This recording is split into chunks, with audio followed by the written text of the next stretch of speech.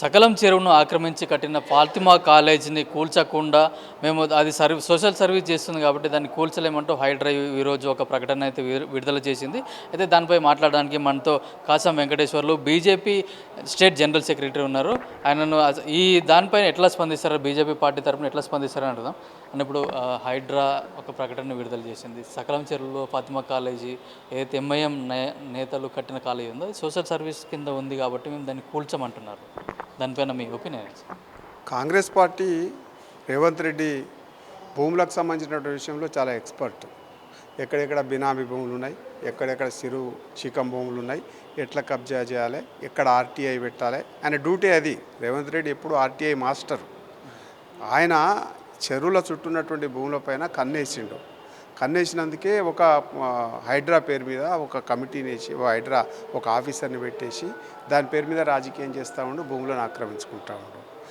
ఆ సందర్భంగానే హైడ్రా అనేది ఒక భూతం లెక్క చూపించేసి పేద ప్రజలందరినీ కూడా దౌర్జన్యంగా ఎట్లా ఖాళీ చేపియాలా ఈ హైడ్రా పేరు మీద అనేది ఒక పథకం ప్రకారం చేసినాడు. దాని పర్యవసానంగానే ఇవాళ చాలా చోట్ల పేద ప్రజల ఇళ్ళు కూలగొట్టి అదే రకం పర్మిషన్స్ ఉండి కూడా తీసుకున్నటువంటి పేద ప్రజల ఇళ్ళను కూలగొట్టిండు. తర్వాత బ్యాంకు లోన్లు ఉన్నటువంటి వాళ్ళవి కూడా మధ్యతరగతి ప్రజల యొక్క ఇండ్లు కూలగొట్టేసి, ఎప్పుడంటే గమ్మత్తైన విషయం ఏంటంటే కోర్టు కూడా మందలించిందని, హైకోర్టు కూడా సాటర్డే నోటీస్ ఇవ్వడం, సాటర్డే నైట్ నుంచి సండే కూలగొట్టడం, అంటే ఏదో కోర్టుకు పోయేటువంటి అవకాశం కూడా లేకుండా ఇవాళ దౌర్జన్యంగా కూలగొట్టినటువంటి ఘనత రేవంత్ రెడ్డి గారిది. ఆ రకంగా చేస్తూ ఇవాళ ప్రత్యక్షంగా డైరెక్ట్గా సాక్ష్యం ఉండి మొత్తం చెరువు లోపట ఒక కాలేజీ కట్టేసి దాన్ని కబ్జా పెట్టుకుంటే ఆయన ఏదో దైవాంశ సంభూతుడు అక్బరుద్దీన్ ఓవైసీ ఆయన పైన దాడి జరిగినందుకు మనం సానుభూతి చూపించాలి. ఇది ఎక్కడ అన్యాయం అర్థం కావట్లేదు.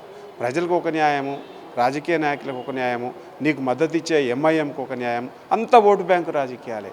దీంట్లో ఏం లేదు. ఎంఐఎంను సంకనేసుకోవడం కోసం ఇవాళ పోయినసారి కేసీఆర్ అట్లనే ఎంఐఎం సంకలేసుకొని ఇష్టానుసారంగా వాళ్ళకు లొంగిపోయి నడిపించినాడు. ఇప్పుడు రేవంత్ రెడ్డి కూడా సేమ్ టు సేమ్ కేసీఆర్కు మక్కి సకలం చెరువును కూలగొట్టకుండా వాళ్ళ ఏది అడిగితే అది ఇచ్చేసి ఇవాళ వాళ్ళకు అనుకూలంగా పాలన చేస్తూ ఉన్నాడు. దానికి ఇంకా సేవ చేస్తున్నాడు కాబట్టి ఆయనకి ఇవ్వాలి. మిగతా వాళ్ళందరూ గాడిదలు దొరుకుతున్నట్టు, మిగతా వాళ్ళందరం గాడిదలు కాస్తూ ఉన్నారు వాళ్ళ భూములలో, ఈయన ఒక్కడు మాత్రమే సేవ చేస్తూ ఉన్నాడు. ఇది వాళ్ళ రేవంత్ రెడ్డి ఎంఐఎం యొక్క దోస్తాన. కాంగ్రెస్ ఇద్దరు కలిసిపోయారు. ఇప్పుడు ఎంఐఎంను కాంగ్రెస్ రెండు కలిసిపోయి ఇప్పుడు వాళ్ళ ఆస్తులు కాపాడుకోవడానికి హైడ్రా నుంచి తప్పించుకోవడానికి ఎంఐఎం కాంగ్రెస్ చెంతన జరిగింది అనుకుంటున్నారు. ఏమవుతుందంటే ఇక్కడ హైదరాబాద్లో ఎంఐఎం గూండాయిజం నడుస్తుంది. అన్ని కబ్జాలు ఎక్కడికక్కడ వాళ్ళే నడుస్తాయి. తర్వాత రేవంత్ రెడ్డి ఫ్యామిలీ బ్రదర్స్ ఒకవైపు కబ్జా చేసుకుంటారు. నువ్వు నన్ను అనద్దు, నేను నిన్ను అనను, ఏమన్నా అంటే హైదరాబాద్తో బెదిరించేద్దాం. ఇది వాళ్ళ రాజకీయ ఎత్తుగడ, భూములు ఎట్లా లాక్కున్నటువంటిది.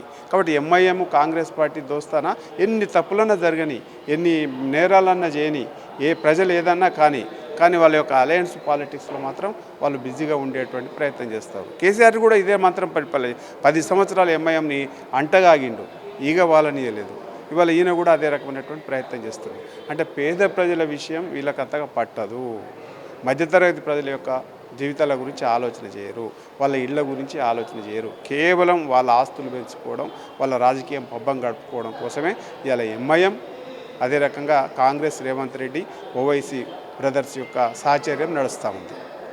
సీఎం బ్రదర్ కూడా ఎఫ్టీఎల్లో కట్టారు, రివర్ బెడ్లో ఉందని కూడా మార్కింగ్ చేసి కూడా దాదాపు సంవత్సరం గడుస్తుంది.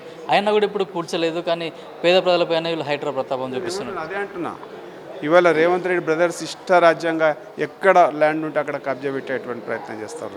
వాళ్ళు కూడా ఇల్లు కట్టుకున్నారు ఎఫ్టీఎల్ లెవెల్లో, వాళ్ళకు నోటీసులు ఇచ్చినారు. కానీ నోటీసులకు సమాధానం వచ్చిందని చెప్పేసి వాళ్ళు దొరుకుంటున్నారు, వీళ్ళకేం సేవ చేస్తున్నారు అనుకుంటున్నారు. రెండు కూడా ఏమాత్రం తేలలేదు. నీకు నేను సపోర్ట్ చేస్తా, నాకు నువ్వు సపోర్ట్ చేసేయి, మొత్తం హైదరాబాద్ చుట్టూ ఉన్నటువంటి అన్ని భూములని కబ్జా పెడదాం, లాకేసుకుందాం, ఉన్నకాడికి దాచుకుందాం అనేటువంటి క్రమంలో జరుగుతూ ఉంది. అంటే భవిష్యత్తులో కూడా వీళ్ళు ఎంఐఎం ఆక్రమించిన భూములను కూడా వీళ్ళు కాపాడడానికే హైడ్రాకు దోస్తాన్ని కుదిరింది. దాంట్లో భాగంగానే ఇప్పుడు ఇది కూల్చకుండా ఉంటున్నారా? అసలు హైడ్రాని వేసింది అందుకు, వీళ్ళ దోస్తాన రాజకీయ పబ్బం గడుపుకుంటున్నందుకే ఓవైసీని ఆ మాట అంటలేరు, దాని గురించి ఆ సకలం చెరువు గురించి ఆలోచన చేస్తలేరు. కానీ ప్రజలు అన్నీ ఆలోచన చేస్తారు. మిమ్ముల ఖచ్చితంగా కేసీఆర్కు ఏ రకమైనటువంటి ఫామ్ హౌస్ గతి పట్టిందో రేవంత్ రెడ్డికి కూడా అదే రకమైనటువంటి గతి పడుతుంది చాలా తొందరలోనే. ఎందుకంటే ప్రజలందరూ గమనిస్తూ ఉన్నారు.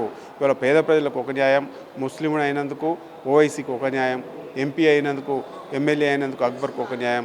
ఇది ఎవరు కూడా ప్రజలు అంగీకరిస్తలేరు. మీ దౌర్జన్యాలకు చరమగీతం పడుతుంది.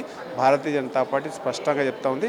ఇవన్నిటిని కూడా బయట పెడతాం, ప్రజలకు తెలియజేస్తాం. హైదరాబాద్ని ఎట్లా రక్షించుకోవాలనో బీజేపీకి తెలుసు. ఆ రకమైనటువంటి ప్రయత్నం మేము చేస్తాం. గవర్నమెంట్ డ్యూయల్ రోల్ పాటిస్తుంది. కాంగ్రెస్ పార్టీ మతోన్మాదాన్ని ప్రోత్సహిస్తుంది, బుజ్జగింపు రాజకీయాలు చేస్తుంది.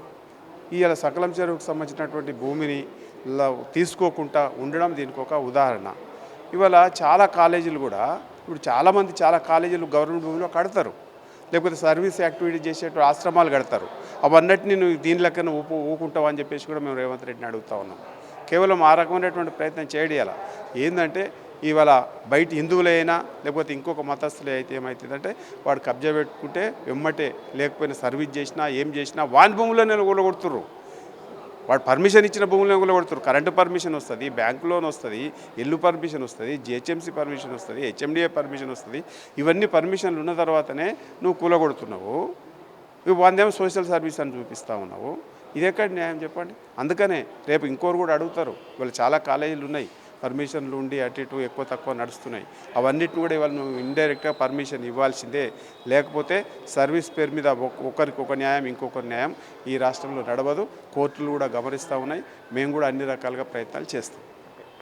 అయితే ఇది కేవలం పక్షపాత వైఖరితో తీసుకున్న నిర్ణయమే అని, భవిష్యత్తులో కూడా ఇట్లాంటి సోషల్ సర్వీస్ చేస్తున్నామని చెప్పి ఎవరైనా కబ్జాలు చేస్తే చెరువులు కానీ ప్రభుత్వ భూములు కానీ కబ్జాలు చేస్తే మీరు ఊరుకుంటారని కూడా కాశం వెంకటేశ్వర్ గారు డిమాండ్ చేస్తున్నారు. అయితే మొత్తానికి అయితే ఎక్కడ కబ్జా జరిగినా కూడా వాటినన్నింటినీ తొలగించాల్సిందే, చెరువులను ప్రభుత్వ భూములను కాపాడాల్సిందే అని కూడా వారు డిమాండ్ చేస్తున్నారు. కెమెరామెన్ తరుణ్తో కిరణ్ కుమార్, పల్లవి టీవీ, హైదరాబాద్.